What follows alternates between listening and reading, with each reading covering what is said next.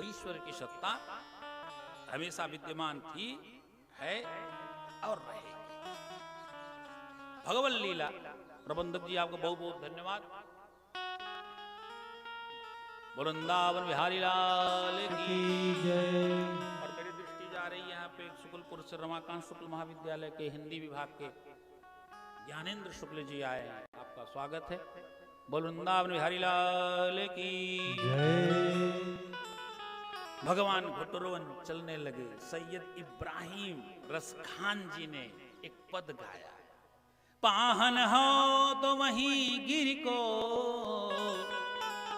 जो धरे कर छत्र पुरंदर ढारो, जो पशु हो तो कहाँ बस मेरो, चरो नित नंद की धेनु मझार। भगवान सभी वर्णों के लोगों को स्वीकार करते हैं। भगवान ने कभी जातिगत भेदभाव देखा ही नहीं। अगर भगवान ने सनातन धर्मावलंबियों को अपनाया तो भगवान ने कहा चलो सैयद इब्राहिम को ही अपना लेते हैं, रसखान को ही अपना लेते हैं, ताकि लोग ये न कहें कि मुसलमानों को भगवान अपना भक्त नहीं बनाते। ऋषियों ने कहा बना दिया होता पत्थर, लग जाते नंद बाबा के महल में, स्पर्श कर लेते भगवान, हमारा जीवन तर जाता। भगवान धीरे धीरे ब्रज की गलियों में भी टहलने घूमने लगे हैं। भगवान अब चलने लगे। भगवान के पैरों में नूपुर पहना दिए मैया ने। जिधर से कन्हैया निकलते वो नूपुर की रुंझुन रुंझुन आवाज होती तो गोपियां समझ लेती कन्हैया इधर आ रहे हैं। सो गोपियां कन्हैया को पकड़ लेती। एक कन्हैया, हाँ नेक मुझे नाच के दिखाई दे। तो कन्हैया कहते नहीं नहीं हम नाचेंगे नहीं। तो गोपियां कहते हम तुझे माठा पिवावेंगी तो नाच दे। ताही अहीर की छोहरिया, छछिया भरी छाछ पे नाच नचावे। ताही अहीर की छोहरिया, छछिया भरी छाछ पे नाच नचावे। विचित्र लीला भगवान की, कितना वैचित्र है। नहीं स्वीकार करते हैं निमंत्रण नृप सुयोधन का, विदुर के घर में जाकर के भोग छिलकों का लगाते हैं। जो बड़े बड़े यज्ञों का भोगता है, जो यज्ञों के हवि भाग को ग्रहण करता है, जिनकी सेवा में 56 प्रकार के भोग लगते हैं। कुछ लोगों के पास बड़ी मजबूरी होती है, कुछ लोगों के पास कुछ है नहीं खाने के लिए, और कुछ लोग ऐसे हैं जिनके पास खाने को तो है पर खा नहीं सकते, इतने रोग हो गए शरीर में। तो लोग कहते बड़े ही सरल हैं। बोले काय? बोले केवल दाल रोटी खाते हैं। इस सरलता का माप पदार्थ और वस्तु नहीं हो सकती। वो बड़े सरल हैं। काय लिए? बोले दाल और केवल रोटी खाते हैं। इसे सरल नहीं कहते। ये सरलता का उदाहरण नहीं है, ये सरलता का दृष्टांत नहीं है। किसी के सरलता का माप करना वस्तु के द्वारा, जहां बिछा दो वही सो जाते हैं, जो दे दो वही खा लेते हैं, इसे सरल नहीं कहते। सरल हमारे कन्हैया हैं, जिनके महल में 56 प्रकार के राजभोग लगते हैं, लेकिन विदुर के घर में जाके छिलके भी खा लेते हैं, इसे सरल कहते हैं। जो 56 प्रकार के व्यंजनों का भी आस्वादन करता हो, और जितने प्रेम से 56 प्रकार के व्यंजनों का आस्वादन करता है, उतने प्रेम से जो द्रौपदी के कड़ाही में लगे हुए 7 के टुकड़े को खाता है, उसे सरल कहते हैं। वो सरल है जो द्वारकापुर के महलों में वह फेन निभासैया। मुकुंदे भैया आपके जराए वाले ढूंढते हैं। बोलो वृंदावन बिहारी लाल की जय। उसे सरल कहते हैं, ये सरलता है। भगवान से ज्यादा सरल कोई नहीं हो सकता है। इतनी सरलता है, इतनी सरलता है कि गोपियां कहती हैं हम माठा दे देंगे, तो भगवान नृत्य करने लगते हैं, नाचने लगते हैं। अब आप सोचो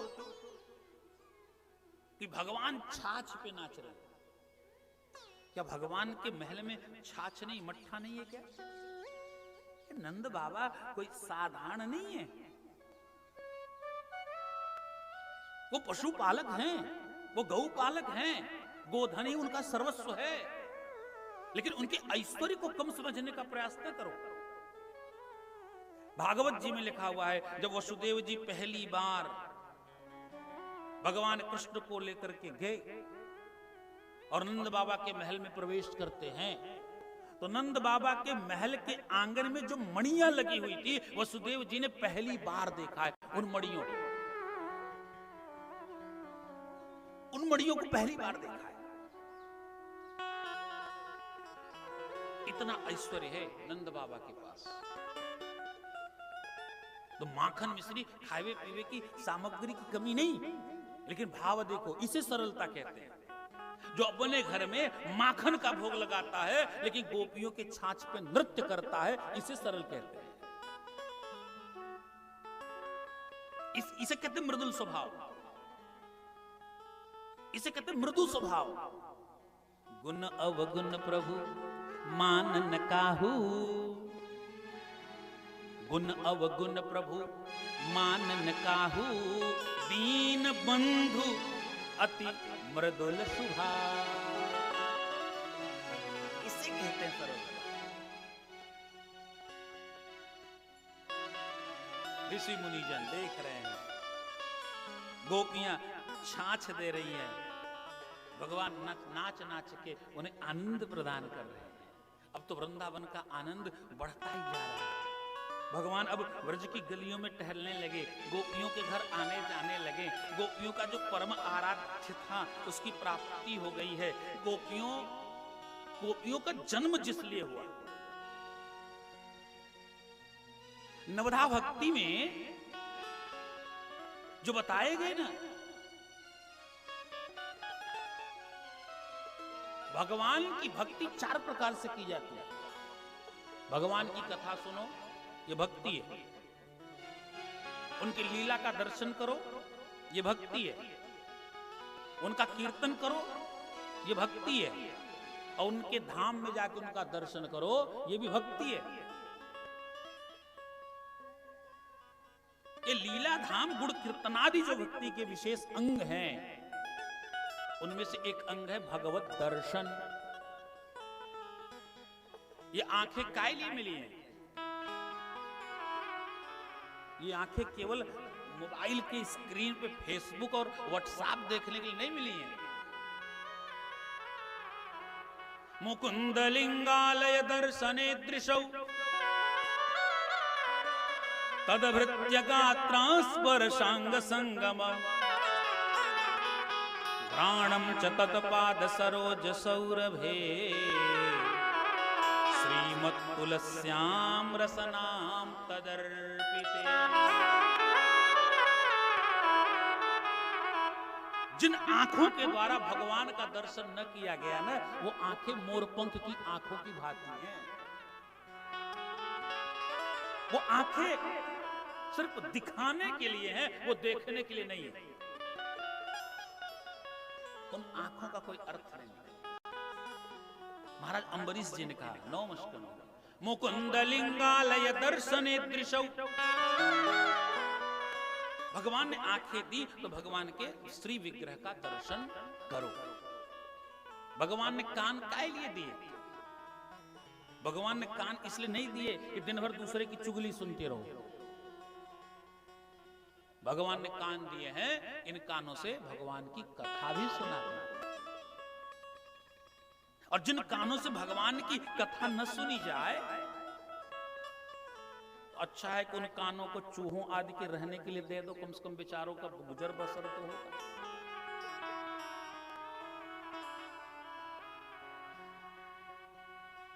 भगवत दर्शन ही गोपियों का ध्येय है, और गोपियों का जब भगवान का दर्शन हो जाता है तो गोपियां धन्य हो जाती हैं।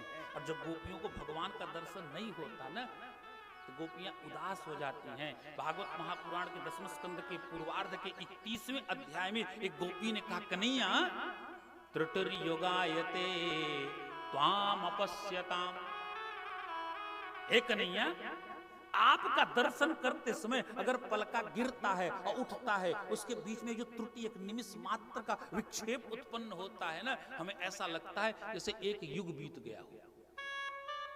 ये गोपियों की भक्ति है। दर्शन भक्ति कोई गोपियों से सीखे। भक्ति की श्रेष्ठ आचार्य, और श्रेष्ठ कहना तो शायद कम है, उन्हें सर्वश्रेष्ठ भी कहो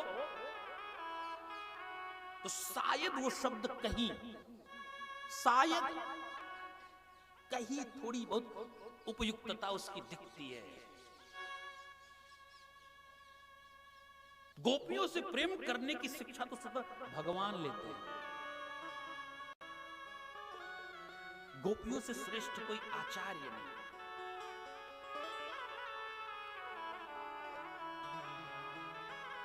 इस संसार में अगर भगवान आए ना, तो भगवान ने सबसे पहले क्या किया? भगवान ने सबसे पहले जो हमारे मन में कूड़ा कबाड़ भरा पड़ा है ना संसार का, उसको निकालने की शिक्षा दी। ये मटकियों को फोड़ना, इसका अर्थ ये न समझो कि भगवान के पास कोई काम ही नहीं था, टहल टहल के घर घर मटकी फोड़ते। मटकी को फोड़ना अर्थात भक्तों की आसक्ति को मिटाना, माया का विनाश करना। अगर मायापति का दर्शन करना चाहते हो तो माया का विनाश करना होगा। अगर उस माया से छुड़ाना चाहते हो, मायापति को प्राप्त करना चाहते हो ना, तो सबसे बढ़िया उपाय है भगवान का कीर्तन करो। कीर्तन भक्ति के द्वारा परमात्मा को प्राप्त किया जाता है, ये सिद्ध करके दिखाया नरसिंह मेहता जी ने। गुजरात के भक्त हुए नरसिंह मेहता, गारहस्थ जीवन, दिन भर भगवान की भक्ति करते, भगवान प्रसन्न होकर के उनको एक करताल दे दिए। देखो जब तुम्हारे को विशेष संकट आए ना, इस करताल को बजा करके नाचना। और जब नरसिंह जी के ऊपर संकट आता, उसी करताल को बजाते और करताल बजा करके वो भक्ति करते, नृत्य करते, और जो उनका काम था ना वो भगवान स्वतः किया करते।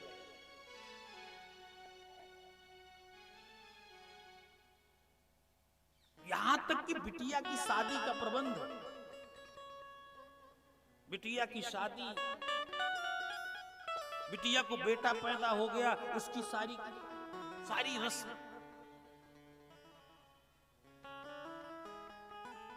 करते हो तुम कन्हैया, मेरा नाम हो रहा है। नरसिंह मेहता जी जब कीर्तन करते ना तो भगवान स्वतः,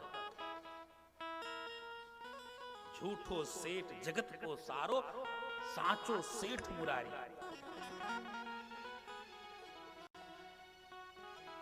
ये कीर्तन भक्ति का प्रमाण है। गोपियां दर्शने दृशव, गोपियों की भक्ति दर्शन में, भगवान के दर्शन विक्षेप न उत्पन्न होवे और गोपियां टुकुर टुकुर कन्हैया को निहारती रहें। एक बार मैया ने देख लिया गोपियां कन्हैया को बहुत निहारती हैं, तो मैया ने गोपियों उसका, अरे गोपी बोले हाँ, बोले तो कन्हैया को काहे को बहुत देखती है? नायरे मैया हम काहे को देखें? तो मैया ने कहा कल से बताते हैं। तो मैया ने कहा कन्हैया, बोले हाँ, बोले कल से तो जानो ना है। तो मैया ने कमरे में बंद कर दिया। अब गोपियों की जो भक्ति, वो दर्शन भक्ति सर्वश्रेष्ठ भक्ति है। दर्शन में विक्षेप उत्पन्न हुआ तो गोपियां उलाहने लेकर के मैया के दरवाजे पे आ गई। सारी गोपियां एकत्रित हुई। अरे यशोदा मैया, ओ यशोदा मैया। यशोदा मैया बोली कहाँ बात है, तेरे कन्हैया कहाँ है? यशोदा मैया बोली गोपियन ते का काम तेरो? अरे मैया बहुत ऊधम मचावे, जो ऊधम मचावे हम ते बताए हम तेरे गुलाहने ले लें ना रे मैया, हम पीठ पीछे काऊ की बुराई ना करें, बुला के लाओ।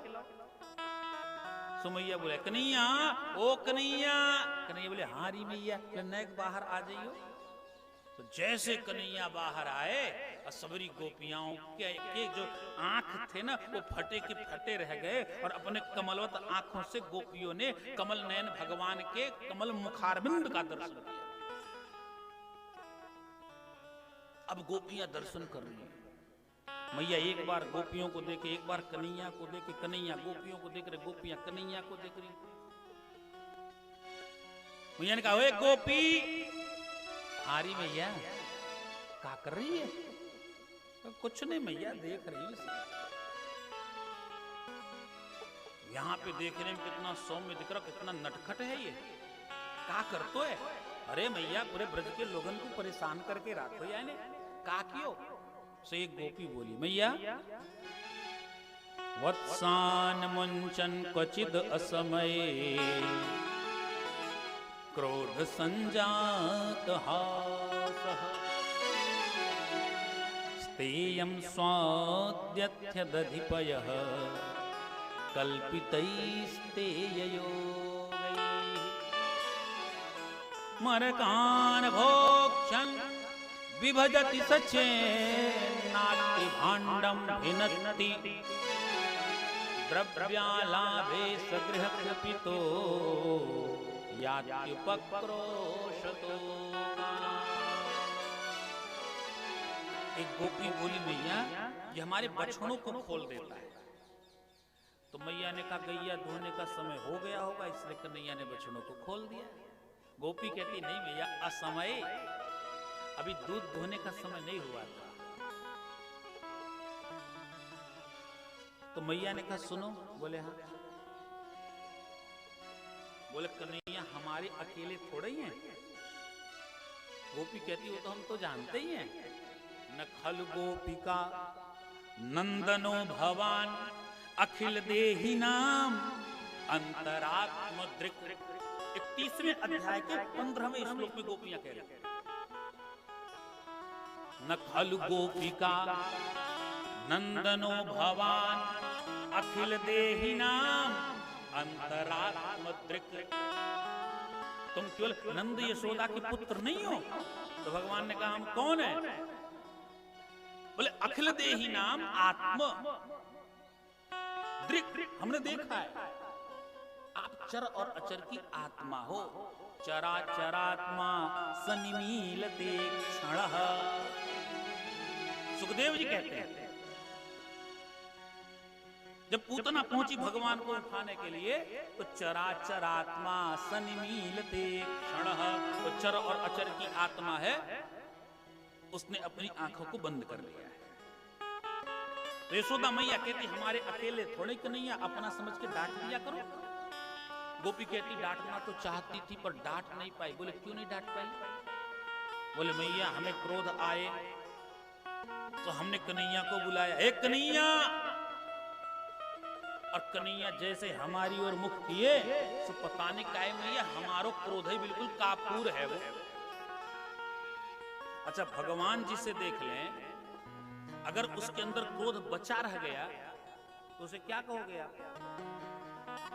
भगवान को देख करके बड़े बड़े क्रोधियों के क्रोध दूर हो जाते हैं, और जिनके मन में क्रोध बच गया ना उन्हें रावण और कंस ही समझो, इससे नीचे मत समझो। भगवत दर्शन करते समय अगर क्रोध मन में है तो क्रोध नहीं है वो, फिर क्या है? बोले वो पाप है तुम्हारे जीवन का। क्रोध पाप कर मूल, और जब पाप चढ़ता है ना तो पूर्व जन्म के पाप से हरि चर्चा न सुहाए।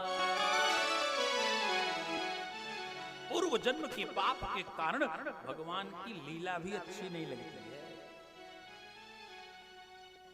साधारण कोई व्यक्ति उपासक हो भगवान का, अगर उसे भगवत दर्शन हो जाए तो उसके पास क्रोध ही नहीं, काम, क्रोध, लोभ, मोह, मद, मात्सर्य, ईर्ष्या, द्वेष, दंभ, पाखंड, ये जितने दोष हैं उन सारे दोषों का समापन हो जाता है। भगवान अपकर्ष कर लेते हैं ना। भगवान कर्षयति जनानां चित्तम इति कृष्ण। भगवान जब अपने भक्तों के चित्त को अपनी ओर आकर्षित करते हैं तो चित्त को आकर्षित करने के पहले भक्त के हृदय में विराजमान जो दोष है ना उसका अपकर्ष करते हैं। गिलास अगर गंदी है, भले ही सोने की हो, लेकिन उसमें दूध अगर भरना है तो कब भरोगे? पहले उसको साफ करोगे, उसे निर्मल बनाओगे, और जब गिलास निर्मल हो जाएगी तब आप उसमें दूध भरोगे। निर्मल मन जन सो मोहि पावा, निर्मल मन जन सो मोहि पावा, निर्मल मन जन सो मोहि पावा, निर्मल मन जन सो मोहि पावा, निर्मल मन जन सो मोहि पावा, निर्मल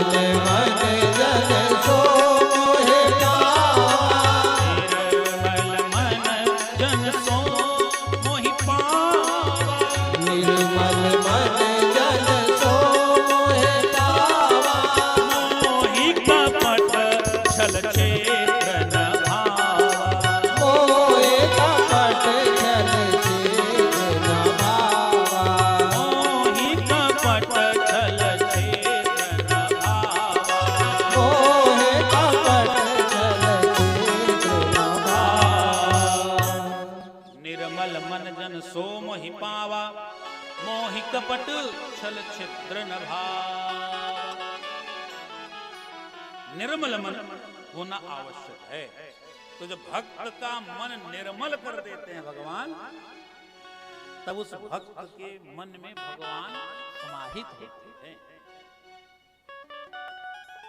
गोपियों ने भगवान को देखा तो पता चला गोपियों का क्रोध दूर हो गया। गोपी कहती है डांटना तो चाहती थी, पर जैसे कन्हैया को देखे कन्हैया खिस दी हंस गए तो हमें भी हंसी आएगी, हमारा क्रोध दूर हो गया। एक गोपी कहती मैया हमारी समस्या सुनो। बोले तो ये तेरी का समस्या है? बोले हमारे घर में आए मैया माखन चुराए और खूब माखन की लोनी बनाए बनाए के खाए। मैया बोली जितनों खाए वाके दुगुनो माखन लेके जाया कर। बोले मैया खाए लिए तो कोई बात थोड़ी है। बोले फिर? बोले ग्वाल बालन को खिलाए। बोले उतने ले जाया कर। बोले ग्वाल बालन खाए ले तो कोई बात नहीं, मैया हमारे ब्रज के ही हैं, बंदरान को खिलावे। मारे कहान भोक्षण। मैया ने कहा जितना माखन खिलाता है बंदरों को भी उसका दुगुना ले जाया करो। गोपी कहती है खाने पीने की चीजें बंदर खा लिए वो तुम्हारे ब्रज की शोभा है। ब्रज का आनंद जो है ना वो वृंदावन का आनंद मैं बार बार कहता हूं बंदरों में है। वो तो हमारे ब्रज की शोभा है, वो हमारे कन्हैया के लीला के सहायक हैं, और इस जन्म के नहीं उस जन्म के भी सहायक है। बहुत कष्ट सहे रामावतार में ये बंदर। जब समुद्र के तट पे फंसे थे लोग ना, तो वहां पे कुछ था नहीं खाने पीने का। उस पे हनुमान जी उस पार चले गए। अब सबरे बंदर फंस गए। काटा समुद्र के तट पे कुछ खाने पीने की सामग्री है नहीं। हनुमान जी 100 योजन पार। और जो हनुमान जी आए ना तो बंदर बड़े प्रसन्न हुए, और इतने प्रसन्न भय कि जब वहां से चले तो चलते समय रास्ते में एक वन पड़ा जिसे कहते मधुबन। वो किसका था? वो सुग्रीव का था। लेकिन बंदर इतने भूखे हो गए थे कि माने ने मधुबन के फल सकहीं की खाई। जिस तरह से हनुमान जी ने अशोक वाटिका को उजाड़ा था, उसी तरह से बंदरों ने मिलकर के सुग्रीव की वाटिका को उजाड़ दिया। ये इतने भूखे थे बेचारे, बहुत दुख सहे। अगर थोड़ी माखन खा लें तो कोई परेशानी थोड़ी है। गोपी कहती मैया वायते कोई परेशानी की बात नहीं। बोले फिर बोले नाति भांडम भिन्नति, बंदरों को खिला दे और खिलाने के बाद जो मटकिया बच्चे मैया वह को भी फोड़ दे। में मैया ने कहा मिट्टी की मटकी फोड़ दे तो क्या परेशानी है, दूसरी आ जाएगी। गोपी कहती मैया मटकी तो आ ही जाएगी, लेकिन मटकी कौन लावेगो, वो हमारे गोप लाते हैं। और जब हम उनसे कहते हैं कि हमारी मटकी फूट गई तो मैया 4 डांट ऊपर से पड़ती है, कैसी तू है, जब देखो तो तेरी मटकी फूटी रहती है। सगृह कुपितो सगृह कुपितो यात्युपक्रोशतो, वो गृहपति है जो हमारा स्वामी है वो हमें डांटता है। कैसी गोपी है तू, मटकी तक नहीं संभाल सकती है। अब हम कैसे बता दें कि हमारी मटकी कन्हैया फोड़ते हैं। एक गोपी कहती मैया सुन हमारी समस्या। बोले क्या? बोले हमारे घर में ना माखन है ना मटकी है, फिर भी हम परेशान हैं। तो एक परेशानी है। एक गोपी ने कहा हम तो कन्हैया को पकड़ के दिखाएंगे। तो भगवान उसके घर में गए। गोपी बड़ी चालाक निकली, इतनी चालाक निकली कि उसने भगवान को पकड़ ही लिया। जब पकड़ लेती है गोपी तो कहती कन्हैया अब तू चल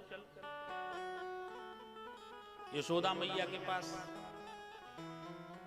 कन्हैया बोले तू हमें यशोदा मैया के पास तक लेके जावेगी, तब तक तो हम रास्ते में भाग जाएंगे तेरे साथ। बोले फिर? भगवान बोले तू मुझे यहीं बांध दे और जाकर के यशोदा मैया को बुला के ला। गोपी बोली यही ठीक पड़ेगा।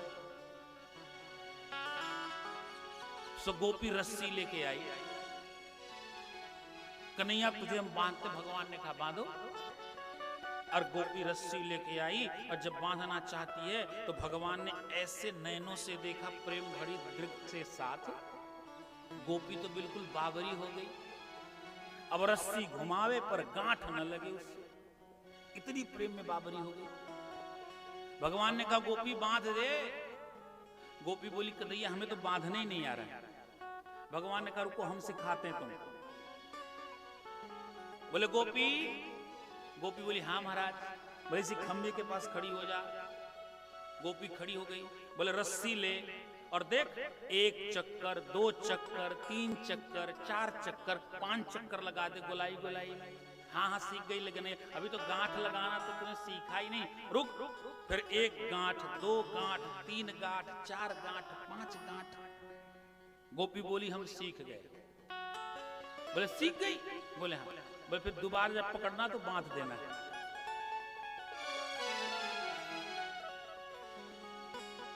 और भगवान वहां से चले गए। गोपी बेचारी खंबे में बंधी रह गई। गोपियां जब उलाहने लेके आने लगी तो भगवान ने कहा थोड़ी बड़ा माखन चोरी कर ही लेते हैं। अब भगवान के माखन चोरी के प्रसंग को ध्यान से सुनिए। कुछ लोग सोचते हैं कि भगवान माखन चोरी काय करते थे। बोले ब्रज में कुछ था ही नहीं। वृक्ष कटीले लंतर बोली ऊप है खारी, न खावे की सुविधा न पीवे की सुविधा। पीवे को पानी ना है, खावे को फल फूल बनाए।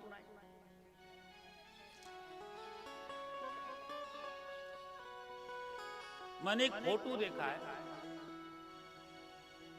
शायद ये जो गीता प्रेस से छपती है पुस्तक भागवत जी की, उसमें फल विक्रेणी का फोटो छपा हुआ है जो फल बेचने के लिए गोकुल में आई थी। भगवान की वो अंतिम लीला शायद गोकुल की थी। तो भगवान ने उससे फल लिए और च्युत धान्य करत द्वयम, यही प्रसंग है, यही श्लोक लिखा सुखदेव। च्युत धान्य करत द्वयम, भगवान ने अपना हाथ फैला दिया। फल विक्रेणी कहती है ये इतने नन्हे नन्हे हाथों में कितनों फल आवे। वो कल नहीं बोले जितना आ जाए उतना ही दे दे। और जब फल देने लगी वो फल विक्रयणी, तो पता चला उसकी पूरी टोकरी का फल भगवान के हाथ में आ गया। भगवान घर में गए तो वहां से दाना कुछ रखा था, उसको लिया। अब छोटे से कन्हैया छोटी छोटी उंजरी, और उसमें भी उंजरी बनाते नीचे से छेद हो गया, सारा दाना गिर रहा है। और उस फल विक्रयणी की टोकरी तक पहुंचते पहुंचते वो कहते करत दोयम, 2 हाथों को 2 दाना बचा।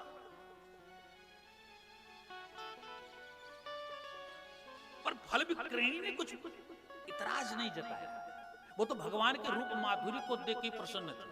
इतना सुंदर रूप देखने को मिल रहा है, इससे बढ़िया क्या होगा।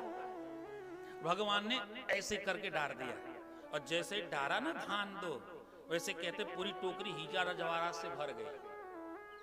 इसमें समस्या ये दिखाई पड़ती मुझे, वो फल विक्रयणी जब फल बेचने आई है तो फल विक्रयणी की टोकरी में गीता प्रेस वालों ने केला, सेब, अमरूद ये सब छाप दिया।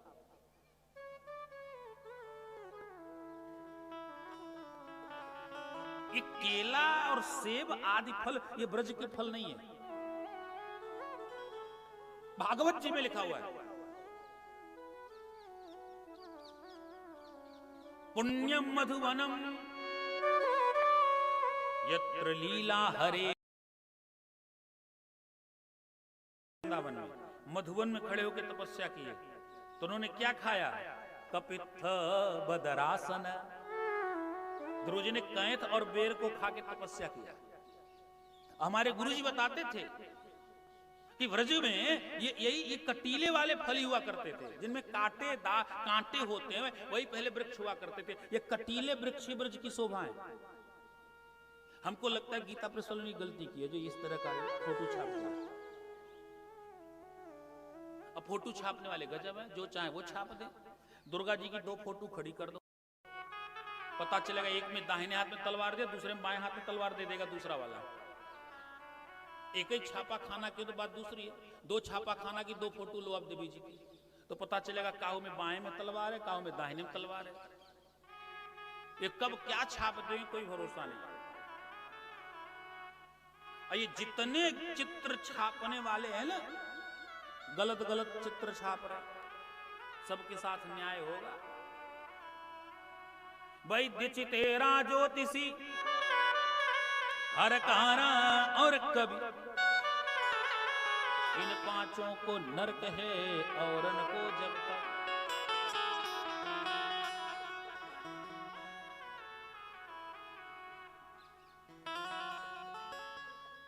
फल विक्रयणी के ऊपर भगवान ने कृपा बरसाई थी। कथा बहुत आगे आपको मिलेगी। यहाँ पे जो गोपी है, भगवान ने कहा चलो माखन चोरी करते ही हैं, तो भगवान ने माखन चोरी करना आरंभ किया। एक गोपी है, उसने कहा हमारे घर से माखन चोरी नहीं हो सकता है। उसने क्या किया कि माखन की मटकी को रख दिया छीकों में, और वहां में बांध दी घंटी। अब कन्हैया आएंगे, मटकी उतारेंगे तो घंटी बज जाएगी। कन्हैया जब माखन चुराने के लिए गए तो वो घंटी बजी थी। ग्वाल बालों ने कहा कन्हैया घंटी खतरे की घंटी है। कन्हैया बोले माखन तो चुराना ही पड़ेगा। बोले घंटी बज गई तो भगवान ने कहा समझौता कर लेते हैं, आजकल समझौते पे सब काम होता है। ये समझौता प्रपत्र यहाँ से नहीं चलता, मुख्यमंत्री प्रधानमंत्री के कार्यालय से चलता है और हमारे गांव तक आता है वो समझौता पत्र। जहां देखो वहां समझौता होता है। भगवान बोले हे घंटी। घंटी बोली हाँ महाराज। बोले हम मटकिया उतारेंगे पर तू बजियो ना। घंटी बोली ना बजूंगी महाराज। ग्वाल बालन को माखन खिलावेंगे पर तू बजियो ना। घंटी बोली ना बजूंगी महाराज। बंदरान को माखन खिलावेंगे पर तू बजियो ना। घंटी बोली ना बजूंगी महाराज। तो भगवान ने कहा चलो घंटी से बातचीत हो गई। ग्वाल बालों ने कहा तुम घंटी से कैसे बात कर लेते हो? भगवान ने कहा हमने चंद्र घंटा देवी की उपासना की है। लो जे कौन सी देवी है? भगवान ने कहा 9 दुर्गा में से तीसरी देवी। प्रथमम शैलपुत्री च द्वितीयं ब्रह्मचारिणी तृतीयं चंद्र घंटेति। 9 दुर्गा की तीसरी देवी चंद्र घंटा। हमने चंद्र घंटा देवी की उपासना की है, इसलिए हम घंटी से बात कर सकते हैं। अच्छा कर ले कन्हैया बात। कन्हैया ने कहा चलो मटकी उतारते हैं। तो एक ग्वाला, दूसरा, तीसरा, चौथा, 5वां और सबसे ऊपर हमारे कन्हैया। भगवान ने मटकी उतार ली, घंटी नहीं बची। ग्वाल बालन को खिलाए माखन, बाल खाए खाए के तृप्त हो गए, घंटी नहीं बजी। बंदरान को माखन खिलाए दिए, घंटी नहीं बजी। तो भगवान ने कहा नहीं हमऊ भोग लगाए थे। तो भगवान ने थोड़ी सी माखन उठाई और उठाए के लोनी मुंह में डाली, और जैसे भगवान ने लोनी डाली वैसे घंटी बज गई। और घंटी बजी तो गोपी जगी, सबरे ग्वाल बाल भगे और कन्हैया धाम दी नीचे गिरे। सो गोपी ने हाथ पकड़ लिया, चोरे लाला तू तो कहतो है हम काऊ के घर में चोरी करवे ना जाने। कन्हैया ने कहा ने करो तो बोले का बात है, बोले घंटी से बात कर ले। गोपी बोली घंटी से बात करता है, हाँ कर ले बात। भगवान ने कहा हे घंटी हम मटकी उतारे तब तू नाय बजी। घंटी बोली आपने मना किया था महाराज, नाय बजी। ग्वाल बालन को माखन खवाए तब तू नाय बजी महाराज। बंदनान को खिलाए तब तू नाय बजी महाराज। तो जब हम खावे लगे तब काय को बज गई। घंटी बोली महाराज जब भगवान का भोग लग रहा हो तब नहीं बजूंगी, तब फिर कौन सा समय आएगा जब भोग लगे तो घंटी तो बजेगी। इस तरह से भगवान माखन चोरी की लीला करते हैं। माखन चोरी का एक उद्देश्य और है। ब्रज के गांवों का जो व्यवसाय है वो माखन का व्यवसाय है, और ब्रज के गांव के लोग माखन पैदा करते हैं लेकिन मथुरा में जाते हैं बेचने के लिए। मथुरा के जो बड़े बड़े सेठ हैं वो औने पौने दाम पे माखन को खरीद लेते हैं और फिर उसका पूरा मूल्य वसूलते हैं। तो भगवान ने देखा कि ब्रज के माखन व्यवसाय से ब्रजवासियों को फायदा नहीं हो रहा है। किसको फायदा हो रहा है? बड़े बड़े सेठों को। मतलब व्यवसाय जो तबका था ना ब्रज का, वो पूंजीपतियों के चंगुल में फंसा हुआ था, और आज का भी व्यवसाय पूंजीपतियों के चंगुल में फंसा है। तो भगवान ने कहा कोई मथुरा जाके माखन नहीं बेचेगा, माखन घर में रखे रखे सड़ जाएगा, पर कोई मथुरा नहीं जाएगा। बोले क्यों?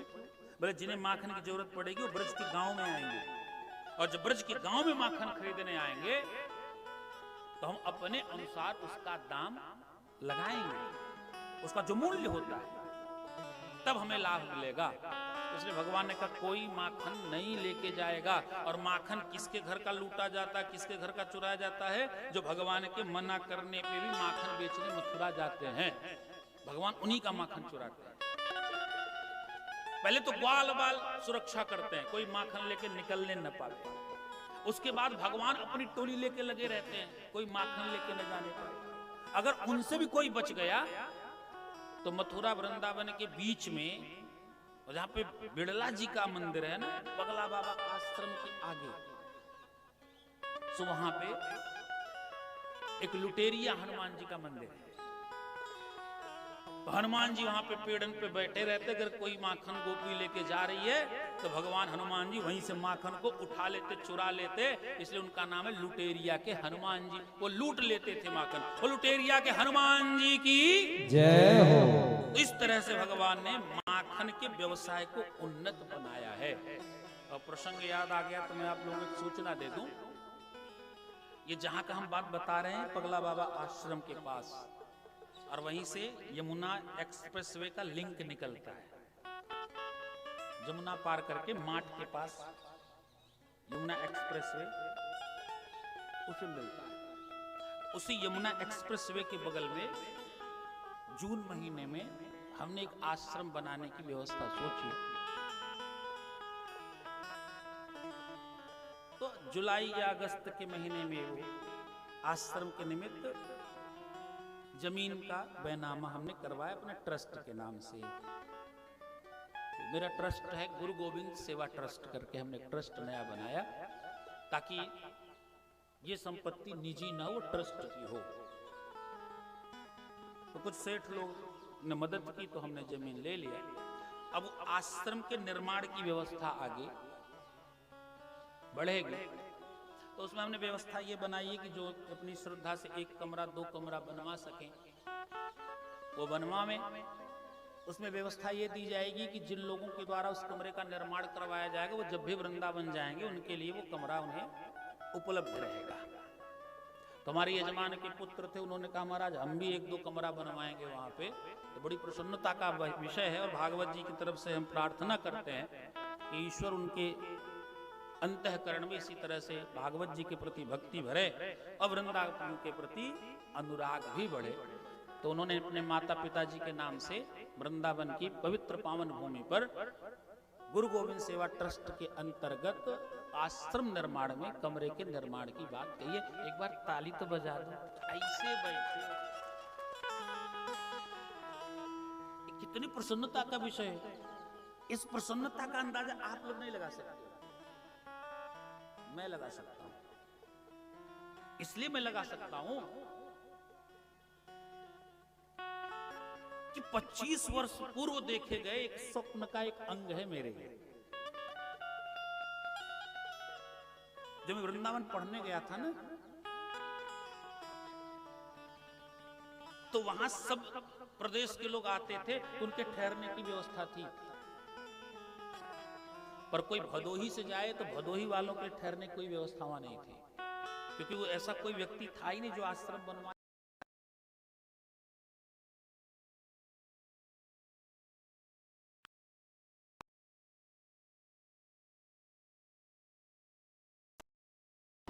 उन्हें रहने के लिए कमरे ढूंढने की आवश्यकता न पड़े। एक बार की बात में वृंदावन की घटना बताऊं आपको। मैं पढ़ता था, विद्यार्थी था। हर जनपद की गाड़ियां लगभग दिखाई पड़े, पर यूपी 66 की कोई गाड़ी कभी दिखाई न पड़े। तो मैं सोचता भदोही वाले वृंदावन नहीं आते क्या। कुछ दिनों के बाद अनंतर एक बार की बात है, मैं गया था विद्यापीठ चौराहे पे वो सब्जी वगैरह लेने के लिए शाम में। तो एक गाड़ी पे नंबर दिखा यूपी 66। तो मैंने कहा कोई हमारे जनपद का है ये। तो मैं दौड़ के झटती उस गाड़ी के पास गया कि कोई हमारे जनपद का है, इससे मिल लो। हमने शीशे को नोक किया, खटखटाया। मैं ये पूछना चाह रहा था, भाई भदोही में आप कहां से आए हो? तो कहता क्या बात है। दूसरा कहता कोई भिखारी होगा, शीशा ऊपर चढ़ाओ, ऊपर चढ़ाओ। और ऐसा कहकर के गाड़ी लेके चल गई। मुझे बड़ा मानसिक कष्ट हुआ। मैं तो सिर्फ ये देख के गया कि देखो भाई कौन है, और उसने हमें भिखारी समझ लिया। कभी भी कहीं भी तीर्थ, मैं इस घटना को इसलिए बता रहा हूं, कभी कभी किसी तीर्थ क्षेत्र में जामे, अगर कोई व्यक्ति कुछ कहना चाहता है तो आप भले ही अपने विवेक के अनुसार निर्णय करें, लेकिन कम से कम एक बार उसकी बात को सुन ले अवश्य। वो कहना क्या चाह रहा है। मेरे मन में बड़ा कष्ट हुआ।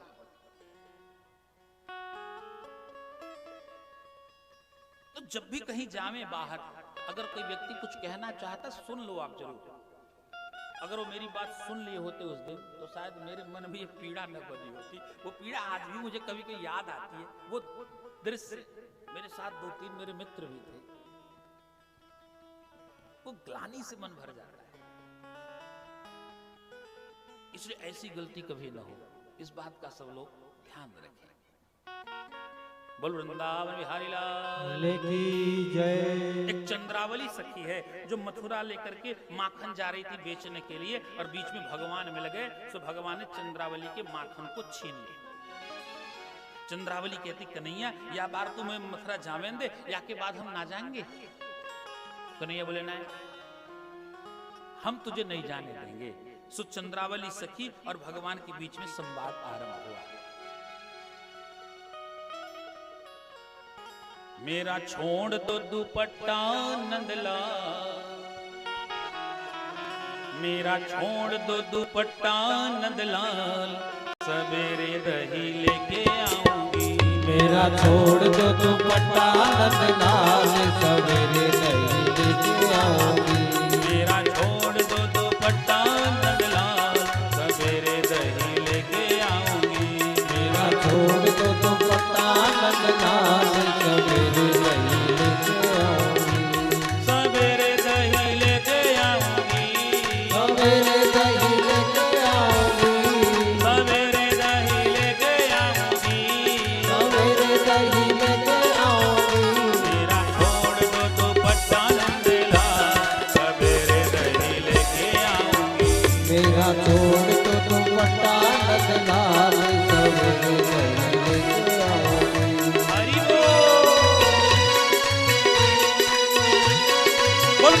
चोर भगवान की।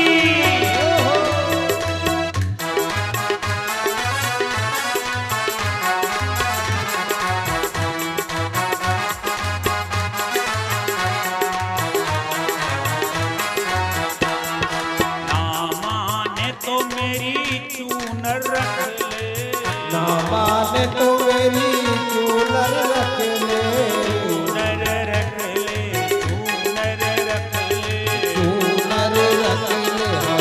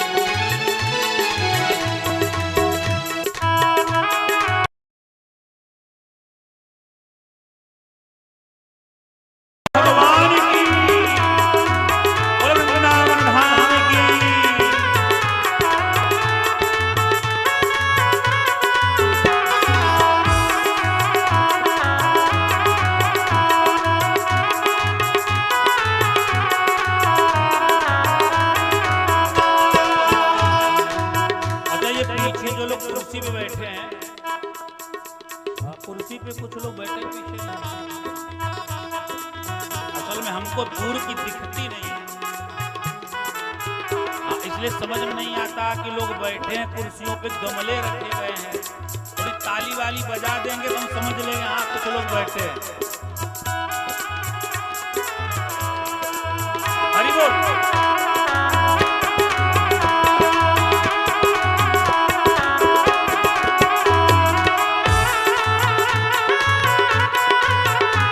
सबकी फोटो खींची जा रही है, अब सब लोग टीवी पे आ रहे हो, और जो बढ़िया ताली बजाएगा उसकी फोटो बढ़िया आएगी।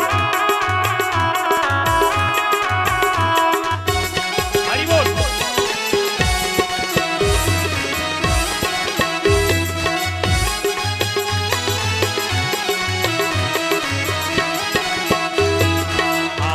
करत में तो पैया परत है, करत में तो पैया परत है, करत में तो पैया परत है, करत में तो पैया परत है, पैया परत तोरे पैया परत है, पैया परत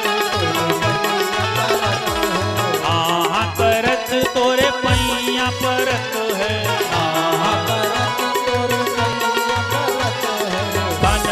सब बलिहार सवेरे दही लेके आऊंगी, मेरा तन मन सब बलिहार सवेरे दैया लेके आऊंगी, सवेरे दैया लेके आऊंगी, सवेरे दैया लेके आऊंगी, सवेरे दैया लेके आऊंगी, सवेरे दैया लेके आऊंगी, मेरा छोड़ दो दुपट्टा नंदलाल सवेरे दही लेके आऊंगी, मेरा छोड़ दे दुपट्टा नंदलाल सवेरे दैया लेके आऊंगी, मेरा छोड़ दे दुपट्टा नंदलाल सवेरे दैया लेके आऊंगी, सवेरे दैया लेके आऊंगी, सवेरे दैया लेके आऊंगी, सवेरे दैया लेके आऊंगी। वृंदावन बिहारी लाल की जय। तो इस तरह से भगवान माखन चोरी की लीला करते और गोपियों को आनंद भी देते, ब्रज को समृद्धशाली भी बनाते, उनकी आसक्ति को मिटाते, उन्हें भक्ति की ओर भी भगवान ले जाते थे। एक बार की बात है, भगवान ने मृदभक्षण की लीला की। भगवान के जठर में स्थित जितने संसार के जीव थे सबको ब्रज की धूल पहुंचाने के लिए, सबको ब्रज का प्रसाद मिले, इसलिए भगवान ने थोड़ी सी माटी उठा के मुंह में डाल दी, और जैसे माटी डाली वैसे सब लोग पहुंच गए यशोदा मैया के, मैया आज कन्हैया ने माटी खाई ली। मैया बोली माखन खाते खाते माटी खावे लागे। सो मैया एक साटी लई और जाके कन्हैया को कान कनेटी कर गई, तने माटी खाई? भगवान बोले ना रे मैया मैंने माटी नहीं खाई। वदंती तावका हेते एते त्वदीयाः, ये तुम्हारे मित्र हैं जिन्होंने बताया कि तूने माटी खाई। भगवान ने कहा नहीं भैया मैंने माटी नहीं खाई है। तो ये लोग झूठ बोल रहे हैं। हाँ भैया, ना हम भक्षितवानंब सर्वे मिथ्याभिशंसिनः, यदि सत्य गिरिस्तरहि समक्षं पश्य मे मुखम। ए भैया मैंने माटी नहीं खाई, अगर तुझे विश्वास नहीं होता है तो मैं अपना मुख खोल देता हूं और तू देख ले। तो भगवान ने जैसे मुख खोला तो मैया को भगवान के मुख में अखिल ब्रह्मांड दिखाई पड़ा। नदी पहाड़ पर्वत भूगोल खगोल आकाश पाताल सूर्य चंद्रमा समुद्र नदियां। मैया तो आंख मिढ़ने लगी। कन्हैया ने पूछा का भयो? मैया बोली कन्हैया ये तेरे मुख में ये नदी पहाड़ पर्वत क्या दिख रहा है? भगवान ने सोचा का दिखो। तो भगवान ने जब देखा अपने अंदर तो भगवान की ऐश्वर्य शक्ति प्रकट हो गई है। भगवान ने कहा ये ऐश्वर्य शक्ति तू शांत हो जा, मुझे माधुर्य शक्ति की आवश्यकता है। ऐश्वर्य शक्ति कहती महाराज जब से वृंदावन में आए, जब से गोकुल में आए, तब से तो केवल माधुर्य शक्ति का ही उपयोग कर रहे हो, आप मेरा तो उपयोग करते नहीं हो। वे तुम्हारी आवश्यकता अभी तक नहीं पड़ी ना, इसलिए नहीं किया। लेकिन हाँ, तुम्हारी आवश्यकता पड़ेगी, तुम जरूर तुम्हें बुलाएंगे। अभी तुम शांत हो जाओ। तो माधुर्य शक्ति शांत, ऐश्वर्य शक्ति शांत हुई और भगवान ने कहा मैया घर से एक बार देख ले तू। घर से मैया ने देखा। जब घर से देखा तो मैया को कुछ भी दिखाई नहीं पड़ा। स्वामी सुखदेव जी कहते मैया विचार करने लगी कि स्वप्न एतत् उत देव माया किंबा मदीयो बत बुद्धि मोह अथो अमुस्यैव ममार्भकस्य अथो अमुस्यैव ममार्भकस्य यः कश्चन उत्पत्तिक आत्मयोगः। मैया ने कहा किम स्वप्न, क्या मैं स्वप्न देख रही थी? सुमैया ने झट भी पैर हाथन में चकोटी काटी, नार में स्वप्न नहीं देख रही। उतदेव माया, अगर ये स्वप्न नहीं है तो किसी देवता की माया है। लेकिन देवता की माया क्यों कन्हैया के मुंह में क्यों दिखाई पड़ रही है? मैया ने कहा नहीं, गत बुद्धि मोह, ये मेरी बुद्धि का मोह है। मैया ने कहा बुद्धि का मोह आज ही क्यों उत्पन्न हुआ? इसके पहले क्यों नहीं दिखाई पड़ा?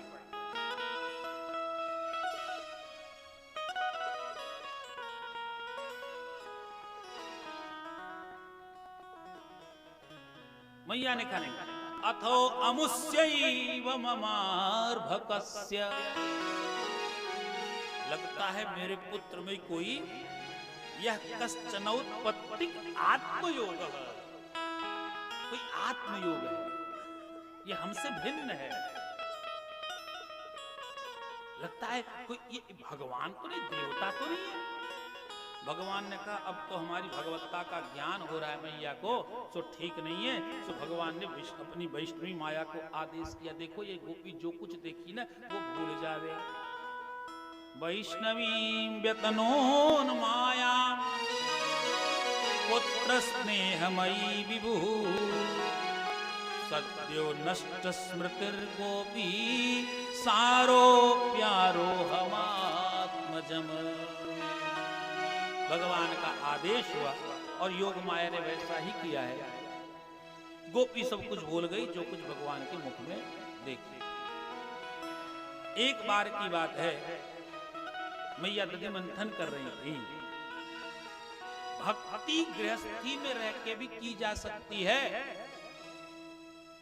जो लोग ये कहते हैं हम तो गृहस्थ में रहते हैं, हमारे पास बहुत सारे काम हैं और कुछ आवश्यक हैं, कुछ अनावश्यक काम है, इसलिए हम भगवान की भक्ति नहीं कर पाते, उन्हें यशोदा मैया से शिक्षा लेनी चाहिए। गृहस्थ में रह करके गृहस्थी के कार्यों को करते हुए भक्ति किस प्रकार से की जाती है ये यशोदा मैया दिखा रही है। एकदा गृहदासीसु यशोदानंद गेहिनी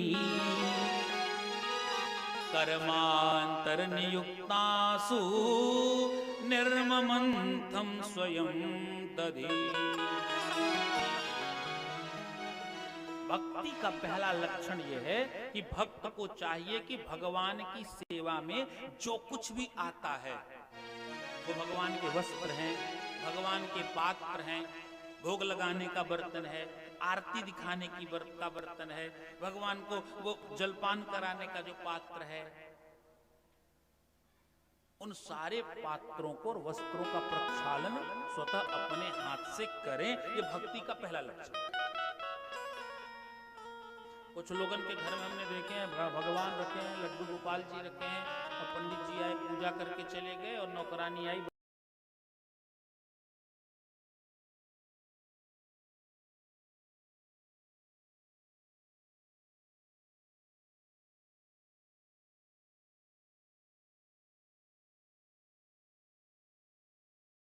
यशोदा मैया दधि मंथन कर रही हैं।